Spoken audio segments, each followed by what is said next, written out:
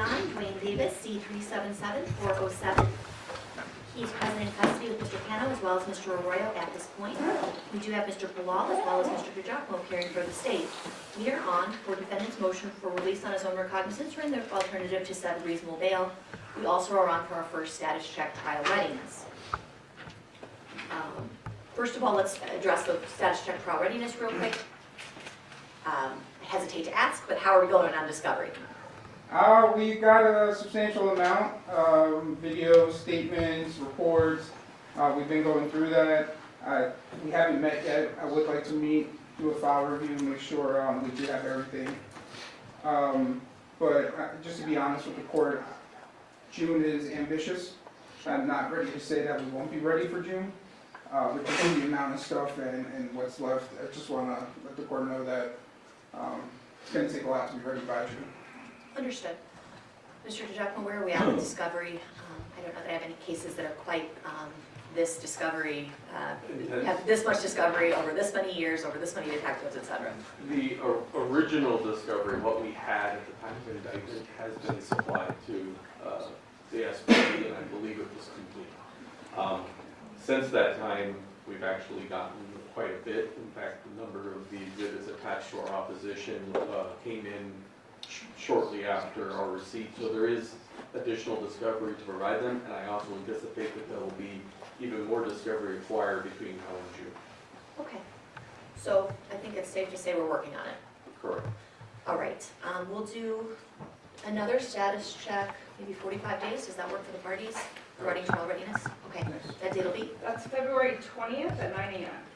All right. Now that that's been dealt with, let's move on to the defendant's motion for release of his own recognizance or an alternative to set reasonable bail. Mr. Arroyo, it is your motion. I did read your written motion as well as your reply.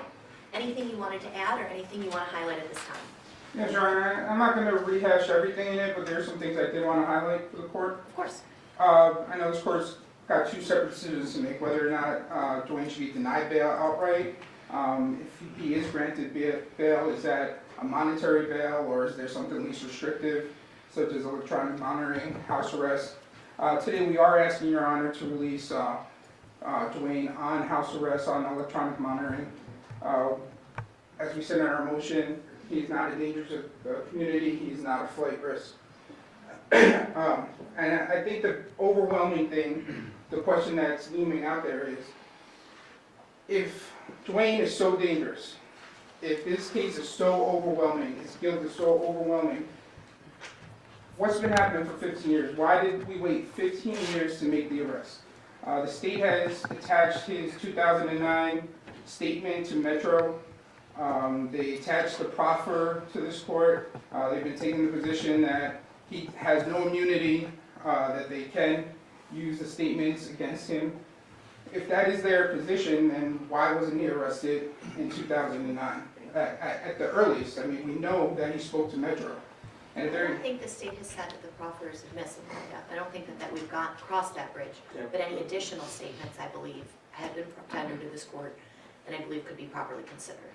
Yeah, Is that well, I think accurate? Mr. Wall is going to address the proof of presumption is great, and we'll address both the 2008 and the 2009 statements, as well as the reasons for why he wasn't arrested after making that statement in 2009. Okay, sounds good. I'll let you guys do that at some point. I'll go back to you, Mr. Arroyo. I apologize for interrupting. But, I mean, they did tell the grand jury that he did give a proffer in 2008. They told the grand jury about that. They did say that 2009, that Nevada hasn't promised anything. So that position, at least since 2009, this information has been known to Nevada. I think what the problem is, there's really no corroboration. There's no gun. The white Cadillac was never found. There's nothing to corroborate anything that was said in Duane's statements. I also believe, you know, like I said in the motion, there's problems. They rely heavily on what was said in the book. The author was never called to the grand jury, so we don't really know what parts are Duane's statements, what parts are the author's statements, what's been dramatized for purposes of the book. So really, we're missing this lack of corroboration of the statements. The state does try to address this corroboration issue with Devonta Lee at the grand jury, as we said in our motion. He is not a credible witness. He was interviewed several times by the authorities. The grand jury wasn't told this, but he did previously say that Big Dre is not the shooter previously. He was specifically said, I asked Dre, and Dre said he's not the shooter. That's what his statements to police were before the grand jury. He told the grand jury he was in jail, or back up, he told the police back in 97 or 2007, 2008, that he's never seen a white Cadillac. Then he tells the grand jury, oh, I did see a white Cadillac. But then he also tells the grand jury, well, I was actually in jail at the time all this was happening. So he lacks all credibility. And he's inconsistent in his own testimony. They also try to connect this with Malcolm Greenidge, who was in the car behind Mr. Shakur at the time of the shooting. And they say, well, Devonta Lee's allegation that Big Dre is the shooter is corroborated by Malcolm Greenidge's testimony at the grand jury. But if you look back at what Greenidge said at the time of the shooting, just hours after the shooting, and I did not attach this to the motion, but at the time of the shooting, Greenidge said he couldn't see what type of arm was out of the car. The grand jury, he says it's muscular, but previously he said he couldn't see it. It happened so fast, all he saw was a black arm with 2 people in the car. It's different from the 4 people that is alleged to be said by Duane. So I think you just have all these inconsistencies. You have these statements that have changed over time. And part of the problem is this case has been tried on YouTube already. There's been so many interviews given, so many different stories thrown out in the public, that things change over time as people are picking up bits and pieces from these YouTube interviews that are out there.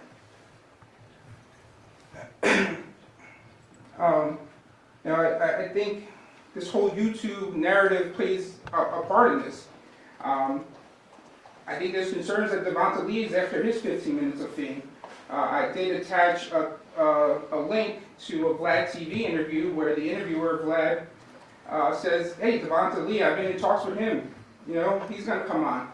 He says, I actually talked to him way before I talked to Duane. But who's going to pay Devonta Lee for an interview that he's just saying the same thing that everybody else is saying? So now he's coming up with this counter narrative years after the fact, but when this actually happened, he's saying he doesn't know anything. One of the biggest issues also is, Suge Knight. The grand jury never hears from Suge Knight. I know the state says, hey, it's no secret, Suge won't cooperate, but there's been no attempts to get him here. He's incarcerated in jail. He has no choice. They could have forced it or compelled his appearance here at the grand jury. And I think that the statement by that he's never cooperated, I don't think that's accurate. He does give a statement after the fact. In 1996, he gives a 30-page statement to Metro. He just says he didn't see what happened. So, this doesn't corroborate, it doesn't match up with what Duane's saying, or alleged to have said in the book. The book says, hey, we pulled up and me and Suge, we locked eyes in this really dramatic, intense moment. And Suge's saying, no, I didn't see what happened. All right, if this was true, if this corroborated, Suge and Duane know each other since Pop Warner days. He's gonna know if Duane's in that car. They should have heard from him. And he did give a statement. He has cooperated with Metro before. If this court is going to, find some of these statements that are credible and you are going to consider them, the statements don't support that Duane actually ordered the shooting. The shooting, the book and some of the interviews talk about they were going to meet up with Shakur to get the rematch, the one-on-one. And Anderson was jumped at the MGM. There was multiple members of Shakur's entourage, and it was just Anderson alone. Right? So the book and some of these interviews talk about we were looking to go get the rematch, the one-on-one fight. They said when they pulled up along the car, it appeared that Shakur was reaching for a weapon. And the state says that no weapon was actually found. But in Nevada, you don't need to actually, find a weapon. There doesn't actually need to pull a weapon. Appearance is enough for self-defense. If they appeared that he was in danger. But I think here it's not far-fetched to think that Shakur had a gun. I mean, he was on parole, or he was on bail pending appeal. He's a convicted felon, sexual assault. He shot 2 off-duty cops. This was well publicized. He was just involved in jumping Mr. Anderson in the MGM while out on bail on one of the most crowded nights at the MGM. It's not far-fetched to think that he was going to commit an act of violence. In regards to dangerousness, I addressed this in the reply in depth because I was really worried when I saw this allegation that there was a green light. And that word itself is inflammatory, it scares people, and I think there was an issue that I was worried about was the media was going to pick up the word green light, and they did. And I put some of the headlines that have been run now saying, Duane orders a green light against witnesses. If you read what the state's actually alleging, they never say that Duane ordered the green light, because there is no evidence of that. If you listen to the phone call, there's actually no threats being made, right? He doesn't even mention witnesses. There is a discussion about something that was heard on the streets, that there's a green light on our side. And Duane's asking, what? He doesn't know what it's even being talked about. And I believe the correct interpretation of that is there's a green light on our family. There's word out there that our family is in danger. Not that, hey, Duane ordered a green light, because that's not supported by the phone call. I know the state has listened to every single call he's made since he's been in custody. If there was a green light order, it would have been submitted. He doesn't mention witnesses, let alone threaten any witnesses during the phone call in question. There was also allegations that Devonta Lee was moved because of this green light. I don't see any support for that, that he was moved because of this. As we say, it's pretty clear he's working with the FBI, that he's a federal informant that testified in one of the biggest cases, the most highly publicized cases. So it's not a surprise that the feds will step in and move him on that. But there's absolutely no threats from Mr. Davis towards Devonta Lee. As we said, Lee is younger, he's a violent gang member. If anything, it's Davis and his family that should be worried about Mr. Lee. There was also an email addressing another witness where they said that I was going to give a statement to Mr. Davis's son, and that once the public knew about that statement, the witness was done. As I said in my reply, we're talking about YouTube. And I asked the court to Google the name and see how many interviews this witness has done. This isn't a surprise. It wasn't like we got this discovery, we're learning about stuff that wasn't out there in the public. This witness has been given YouTube interviews for years, and he didn't even testify at the grand jury. But this is all about this YouTube world where all these people are coming in and they're giving these stories. And as I said, this isn't, I don't know if Your Honor is familiar with wrestling. This is WWE, this YouTube life. This isn't real life. These people, Duane knows these people in real life. They have each other's numbers. If you look at the statement from Reggie Wright Jr., he says, hey, yeah, on these YouTube interviews, I talk bad about Duane, but hey, I have his number. I try to hook him up and try and get him paid on some of these interviews. I mean, these guys, Duane's 60 years old. These guys are old now. They're grandfathers. They're trying to do these interviews, trying to make money. Nobody's going to click. Nobody's going to watch if they're on there reminiscing while at the park with their grandkids. Conflict sells, and that's what they're trying to do. They get on these interviews, they puff their chest, they're trying to get clicks. There was also the witness list, and there was an issue with the witness list. You know, I don't know if that's should be characterized as a witness list. If you see how old that document is, it's from like 1996. It's a list of people that were raided back in Compton when this incident first happened. This wasn't any surprise to Duane. Duane know everybody on there. Half of the people on that list aren't involved in the case. Half the list are dead, or half Duane knows already. So this wasn't, I mean, the list makes it to his son, right? We don't know how it got there. There's an allegation that maybe his prior attorney gave it to him, which seems likely since it has the attorney's phone number on it. And Not his attorney. well, the person that was going to be his attorney before conflict was found. All right. But this isn't rare. I mean, all of our defendants want their families to have their discovery. There was no threats actually made. There's nothing on here where they just said, hey, go find these witnesses. Like I said, none of them are even, none of them were called to the grand jury. The majority of them aren't even involved in the case. This is a list from 1996, people that were raided in connection with the investigation back then. I listed out his medical conditions. He is, his cancer is in remission, but he does have heart issues. He's not getting proper treatment, proper diet, proper exercise, Your Honor. He is a father, a grandfather.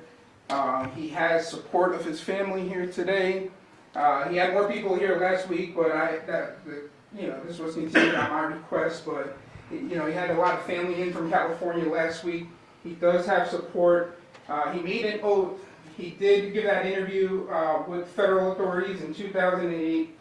He made an oath to walk away from the life.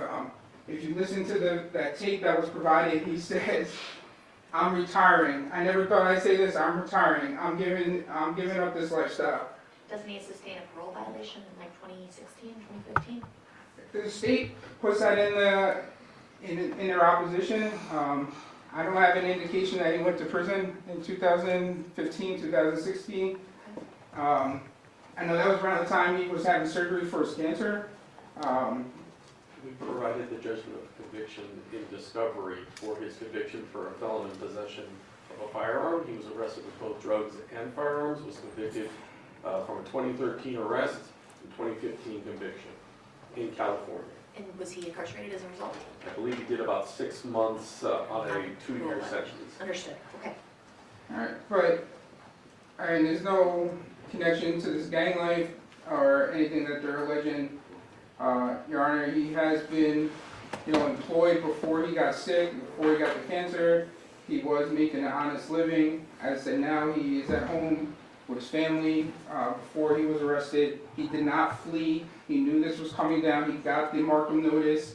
He could have ran if he wanted to. He's been under investigation throughout his life, talking to the federal authorities, the Nevada authorities, California authorities. He's never ran.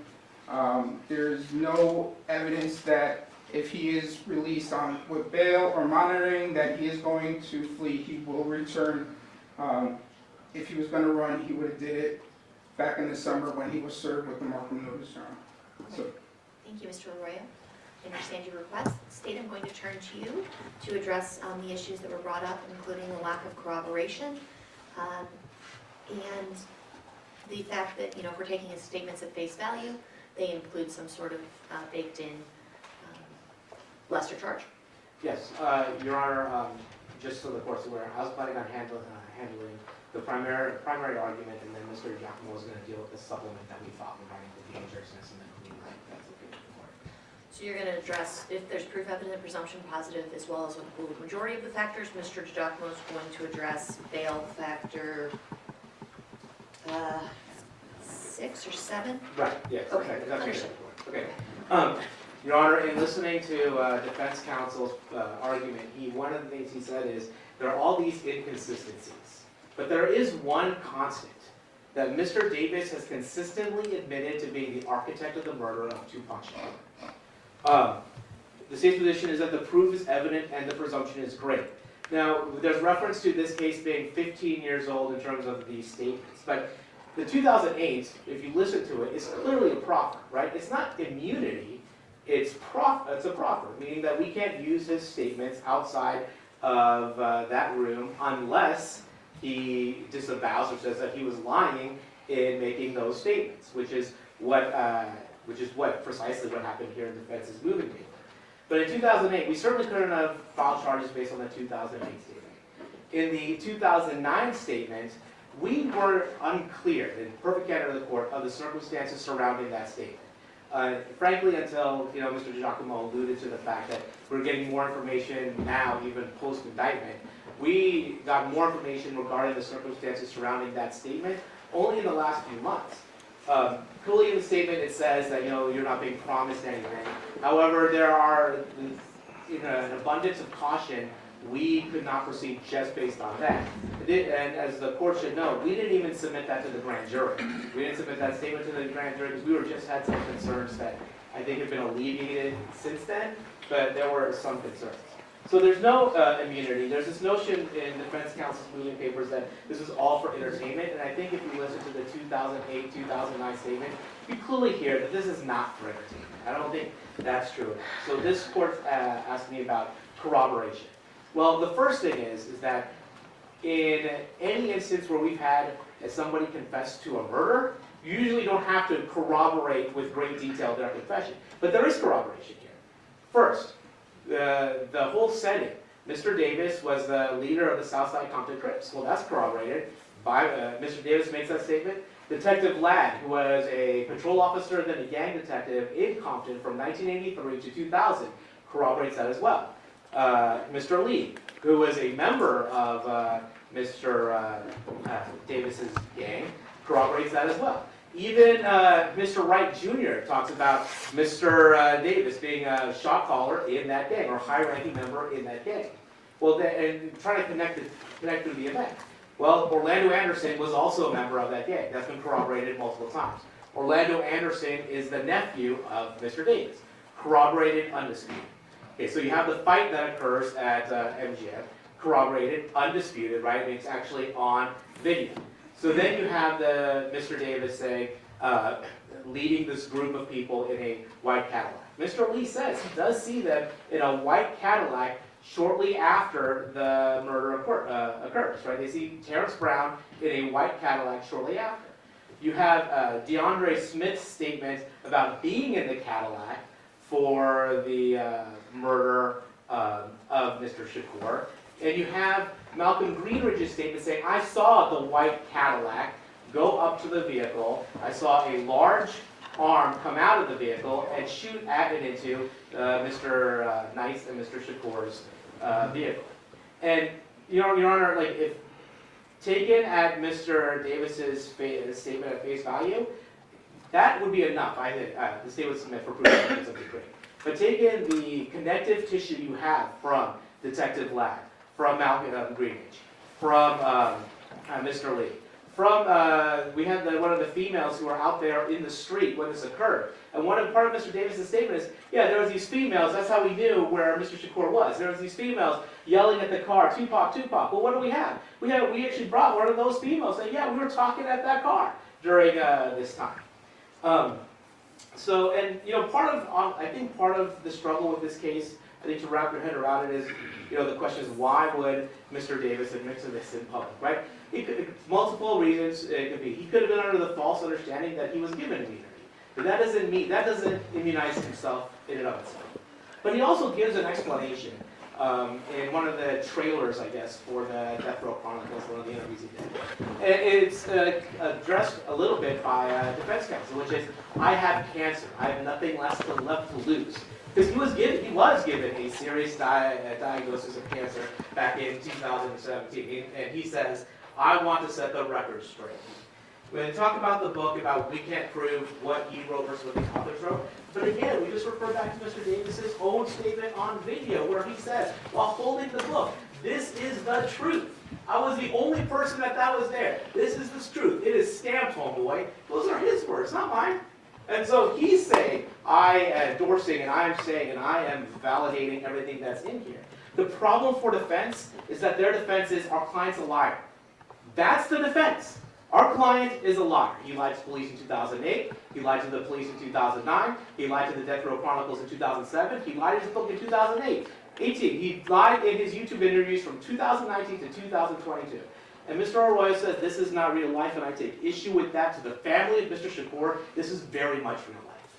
This is very much real life. So I do take issue with that. And Your Honor, there's something that's very disturbing. It's like this kind of character assassination of the victim in this case. In the reply brief, it says Mr. Shakur was a violent person. Certainly, he got into a fist fight. He and some other guys jumped on a guy for 20 seconds. That doesn't come with a death penalty. They also reference his sexual assault, failing to acknowledge that he was acquitted of the sexual assault counts. And I think we have to be a little more precise when we're talking about the convictions, just as we would be with Mr. Davis. Certainly more precise when we're talking about the convictions of Mr. Shakur. And the other thing I'd ask is, what relevance does that have? It certainly doesn't factor into a Daniels analysis in terms of self-defense. It's just there to impugn the character of somebody who is no longer here. Lastly, Your Honor, I want to talk about Mr. Lee, because Mr. Lee does corroborate some of the stuff that's done in this case. And they say Mr. Lee is looking for his 15 minutes of fame. Well, I think it's a mischaracterization of what that YouTube video says. Like the YouTube video, the person who runs that channel says that, hey, I'm trying to reach out to him, I'm trying to get him to come on. He hasn't gone on. But more importantly, the person who tells the police that Mr. Lee has information about this murder, in 1996, Mr. Lee says, no, I don't know anything about it. Who redirects the police to Mr. Lee after the decade has gone by? It is Mr. Davis in his interview when he's giving his proffer. He says, you know who knows about this? When he's talking about some of the elements of the murder? Dirt Rock. That's Mr. Davis who says that to the police. So Mr. Davis is the one turning the attention to Mr. Lee. It's not Mr. Lee that had come forward. It was Mr. Davis that said, hey, he has information. He can corroborate my story. And he did. And lastly, Your Honor, and then I'll, for Mr. Giacomo, is this notion that somehow this could be self-defense. Mr. Davis says, I got a firearm from Eric Martin for the express purpose of shooting Mr. Shakur. We drove to Club 662 for the express purpose of a violent confrontation. And what Mr. Davis says is, look, if it didn't go the right way, it would have been St. Valentine's Day Massacre there. And what is that referring to? Obviously, a gang murder in Chicago where 7 gang members were killed by a rival gang. So that was the mentality. And then, when he is driving one way on Flamingo and Mr. Shakur's party is driving the other way, it is he, in every iteration of his story, says, we made a U-turn to go after them. And what are we to believe the purpose of that U-turn was? Was it a Yalta-like peace conference? Absolutely not. They have the firearm provided by Mr. Davis to the shooter, and what happens? The logical thing happens. What's Mr. Shakur doing during this time? What's Mr. Knight doing during this time? Indisputably, and according to Mr. Greenidge and to the females that they were talking to, they were going to the club to perform and to party. They were not the ones seeking the violent confrontation at this point. There was one person who forced a lethal confrontation, and that is Mr. Davis. Self-defense is not available to him under these facts. I think I addressed most of your concerns. If there's anything else in particular, I'm happy to do it. And then Mr. DiGiacomo is going to talk about dangerousness. Go ahead. And Judge, when I listen to Mr. Arroyo here, it's a discussion about there's no threat to these individuals because they've all been on YouTube telling the story. If he wanted to harm these people, he could have done it because they're all on YouTube. But he's missing the central fact here because apparently every gangbanger on earth can get on YouTube and talk about crimes. But when it comes to talking to a police officer, that is a unique thing. It's a thing that'll get you killed. And so why did I give you the exhibits, and one of which I provided a disc to your clerk today of Exhibit 8. I'd asked to have that filed under seal. And I'm somewhat disappointed with Mr. Arroyo for publicly naming this particular witness. I'm going to talk about him as a high-level Mob Pi Guru member. And here's why. when you look at the three facts we put in front of the court, which is that Mr. Westbrook, I will say it was probably both unethical and ridiculously dangerous to provide a list of 39 people and tell Mr. Davis that these are people that have provided information to the police about this situation. Mr. Davis then has a conversation with his son, and his son requests that list from Mr. Davis, and he says, well, I can get it to you, or maybe Mr. Westbrook can get it to you.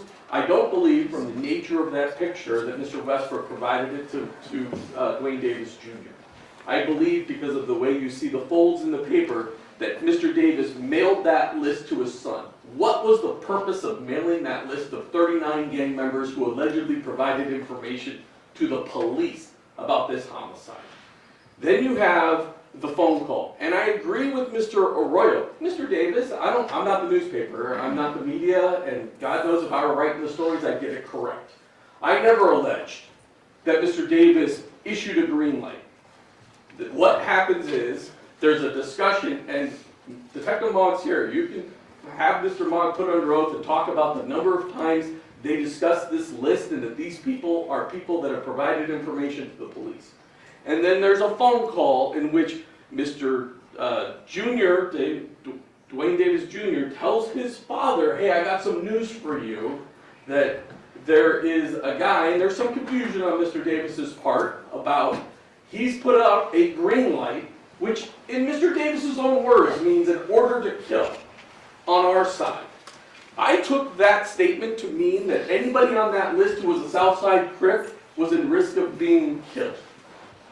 They take it as, oh no, they're going to kill a bunch of Southside Crip people.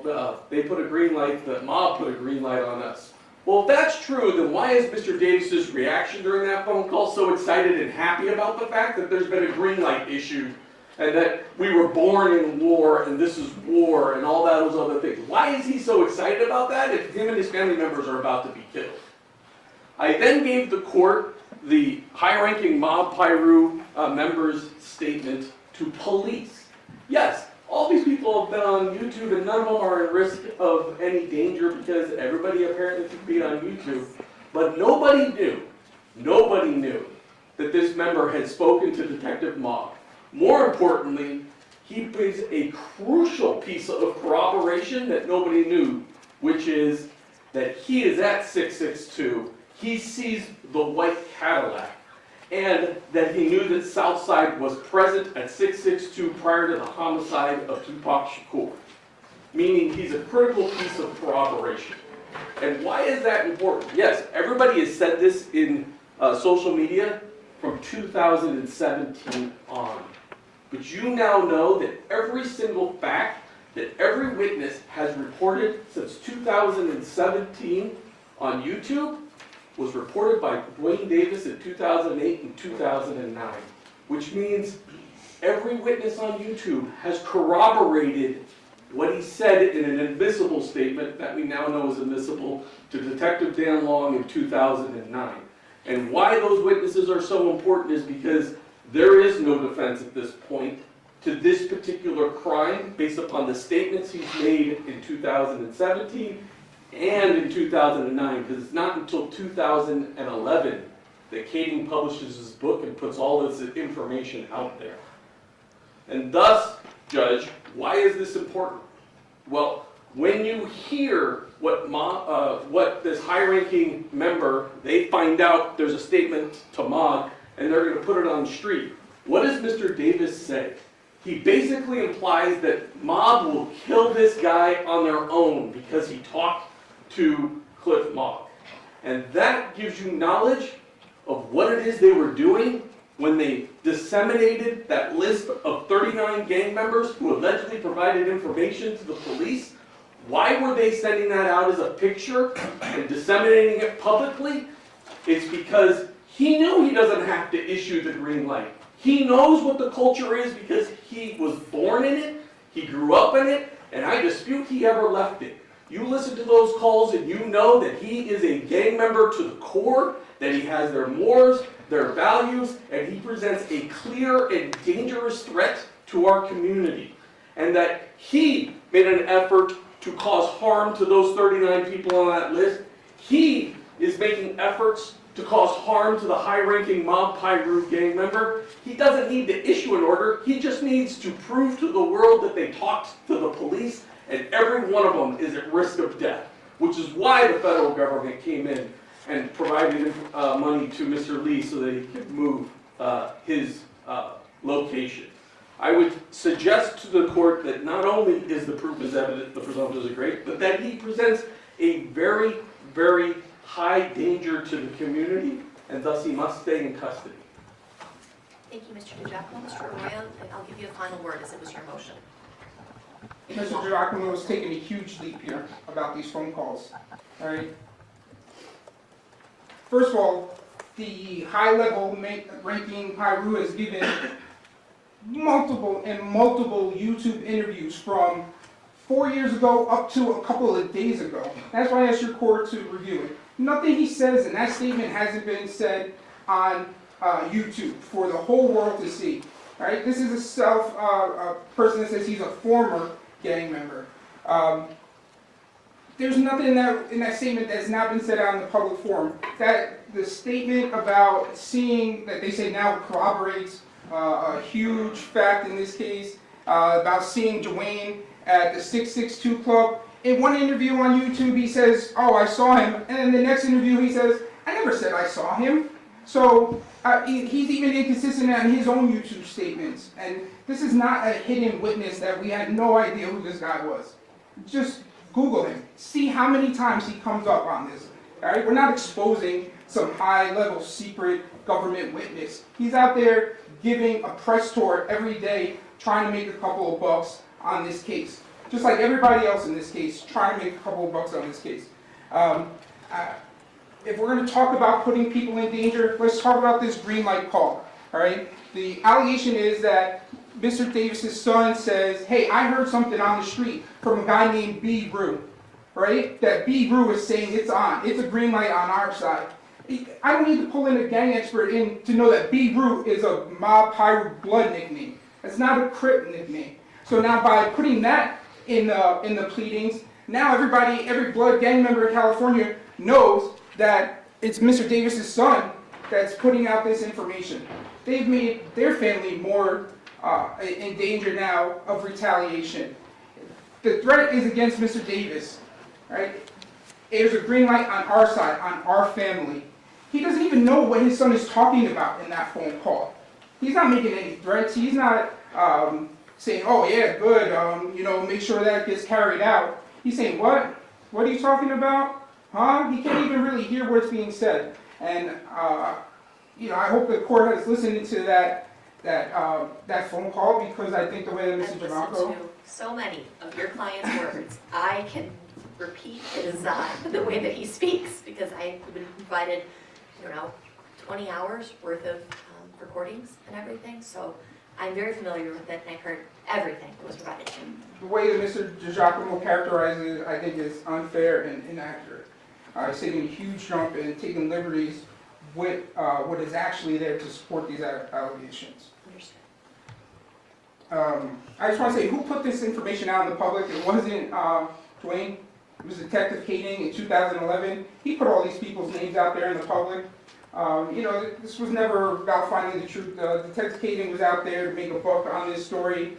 Like I said, this is the problem with this case. Is everybody's out there putting this information out into the public since 2011, and it was a cop that put this information out into the public first.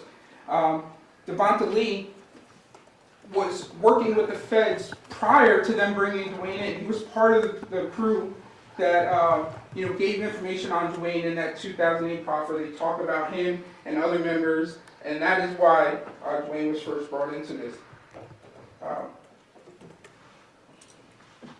I just think here some of these things that were said, and like I said, this goes back to corroboration, the believability. They talk about this massacre that's going to take place at the 662 Club.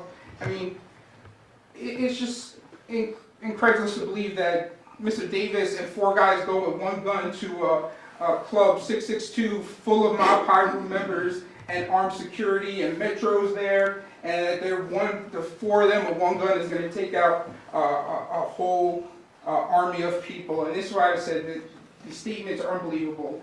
They're puffery, they're dramatized, they were said a certain way to sell books, to sell clicks on YouTube.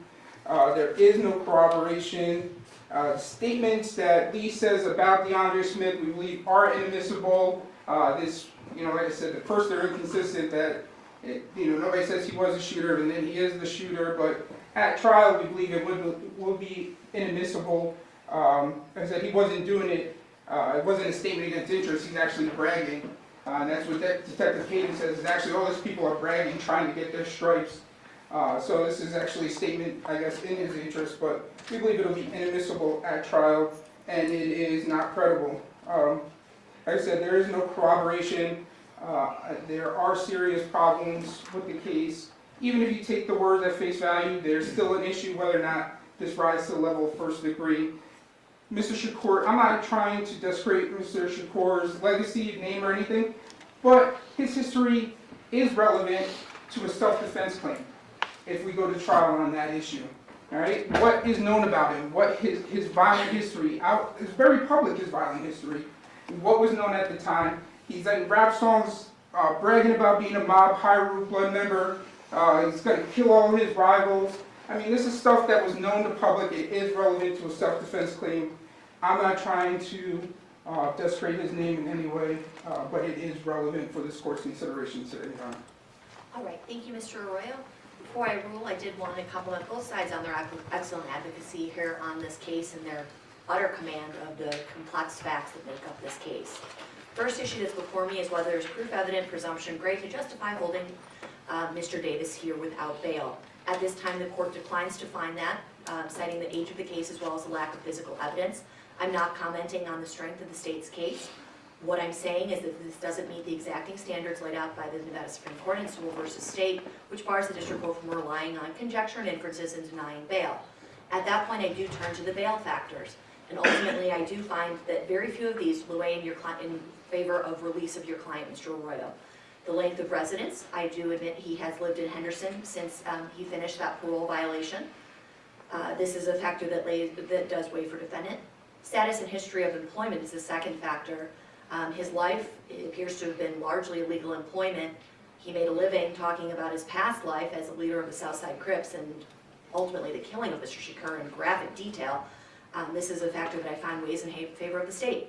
The relationship with his spouse and family, obviously I think that does weigh for the defense. He does have numerous jail calls that show he maintains these close relationships with his family. When I look at his overall reputation, character, and mental condition, his reputation, although it may be older, is as of a brutal leader of a gang, and ultimately he makes his money, as I said, talking about the victim's death in this matter.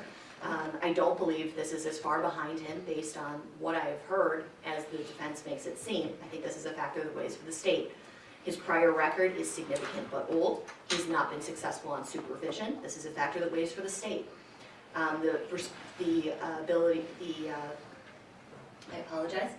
The identity of responsible members of the community who would vouch for the reliability of him. We do have a note from his neighbor attached. However, that note reveals that the neighbor doesn't know anything about him, and that's mainly the gist of the note, is that she didn't know that he had this background.